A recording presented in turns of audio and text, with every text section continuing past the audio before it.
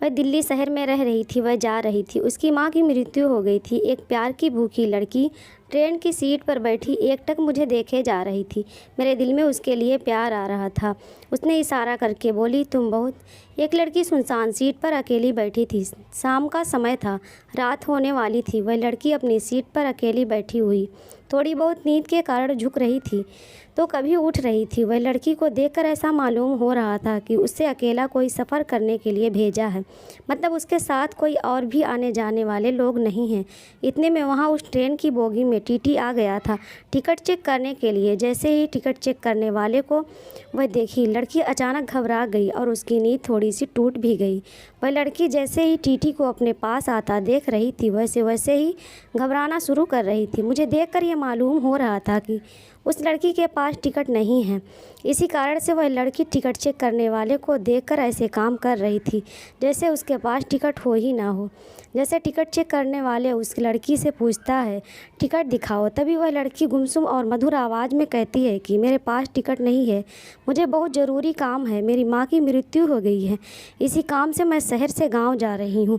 मैं जल्दबाजी में घर में पैसा भी भूल चुकी हूँ, इस कारण से मैं टिकट भी नहीं ले पाई। सुबह टिकट चेक करने वाले कहते हैं कि अगर आपने टिकट नहीं दिए तो आपको 300 रुपया फ़ाइन देना होगा। ये देखकर लड़की के होश उड़ गए और उसकी आंखों से आंसू बहने लगे, जैसे लग रहे थे, मतलब ऐसा मालूम हो रहा था कि वह लड़की कुछ देर में रो देगी। फिर उसके बाद वह लड़की टिकट चेक करने वाले को समझाते हुए कहती है, मेरे पास टिकट नहीं है और पैसे भी नहीं हैं। अगर मेरे पास पैसे रहते तो मैं टिकट ज़रूर कटा लेती। मैं किसी मजबूरी के कारण अपने गाँव जा रही थी, इसी कारण से मैंने टिकट नहीं ले पाई। उसने किसी तरह से टिकट चेक करने वाले को समझाकर वह लड़की भेज देती है। टिकट चेक करने वाले को भी उस पर दया आ जाती है और वह पूरा सफ़र तय करने का टिकट भी फ्री में उसे बनाकर दे देता है। वहाँ पास के बैठे ऊपर वाली सीट से मैं ये सब नज़ारा देख रहा था। जब मैंने उस लड़की को देखा तो वह लड़की सोने ही वाली थी और अपनी चादर उठाकर सोने के लिए अपने शरीर को ओढ़ ली। थोड़ी देर बीत जाने के बाद उस लड़की को शायद नींद नहीं आ रही थी। फिर मैं नीचे उतरा वॉशरूम के लिए तो उस लड़की से मैंने पूछ ही लिया। मैंने उस लड़की से पूछा था कि क्या आपके पास बिल्कुल भी पैसे नहीं हैं। वह लड़की घबराई और कहती है कि मैं जल्दबाजी में घर से निकल गई हूँ, जिस कारण से मैं पैसे लेना भूल गई हूँ। उसके बाद मैं उसे अपनी जेब से 500 रुपया निकाल कर देने का प्रयास करता हूँ।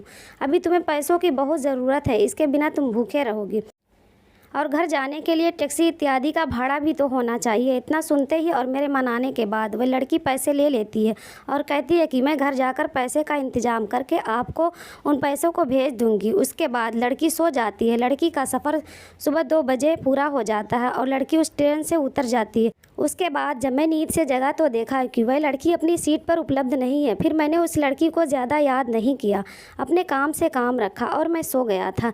घर पहुंचकर उस दिन बीत जाने के बाद करीब 1 साल बीत जाने के बाद मैंने जिस पते पर पैसे भेजने के लिए एड्रेस दिया था उस पर एक चिट्ठी आती है।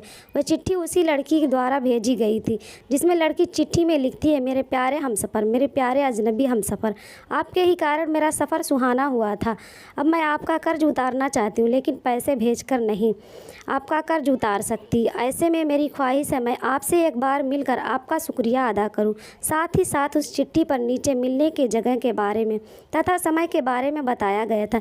ये देख मुझे रहा नहीं गया था। मैं उस दिन का इंतज़ार करने लगता हूँ जिस दिन यह वक्त आएगा मैं उस अजनबी लड़की से मिल पाऊँगा। आपको बता दें कि वह अजनबी लड़की मुझसे मिलने के लिए इतना बेकरार क्यों थी मुझे भी नहीं पता था, लेकिन जब से मैंने उनकी मदद की थी हमेशा सोचता रहता था कि कहीं वह लड़की भूल तो नहीं गई है, मेरा शुक्रिया अदा करना भी नहीं जानती है। उसके बाद मैं उसी दिन उसी समय पर इस समय की व्याख्या अपनी चिट्ठी में की थी। जब मैं उस स्थान पर पहुंचा तो देखा कि वह लड़की पहले से उसी स्थान पर मौजूद है। जब मैंने उससे पूछा कि आप बहुत पहले आ चुके थे, वह लड़की कहती है कि मैं तो 1 घंटा पहले ही आ चुकी थी, मुझे लगा था कि तुम ज़रूर मेरे लिए आओगे। आगे लड़की कहती है कि जब से मैंने इन पैसों को लिया है, जब से मैंने आपको देखा है, मेरा दिल नहीं लगता था। मेरे जज्बात और मेरी जवानी हमेशा आपको ही याद करती रहती थी, क्योंकि मैंने उस रात जब आप सो गए थे तो मैं आपके चेहरे की तरफ देखकर बहुत ज़्यादा खुश हुआ करती थी। मैं आपसे अपने प्यार का इजहार करने के लिए आई हूँ। अगर आपको कोई आपत्ति नहीं है तो आप मेरा प्यार स्वीकार कर सकते हैं। मैं पूरी ज़िंदगी आपके साथ गुजारने के लिए तैयार हूँ। साथ ही साथ मैंने अपने माता पिता से आज्ञा लेकर आई हूँ कि और आपके बारे में बताकर भी आई हूँ। फिर उसके बाद मैं भी खुश हो जाता हूँ, लड़की को तुरंत ही गले लगा लेता हूँ। फिर उन दोनों की शादी जल्द ही करवाने का हमारे माता पिता तथा अभिभावक वादा करते हैं। उसके बाद फिर हम दोनों फ़ोन पर खूब बातें किया करते थे और ज़िंदगी का लुत्फ़ उठाते थे। वीडियो पूरा देखने के लिए बहुत बहुत धन्यवाद। चैनल पर नए हैं तो चैनल को सब्सक्राइब करें, वीडियो को लाइक करें, अपने दोस्तों में शेयर करें।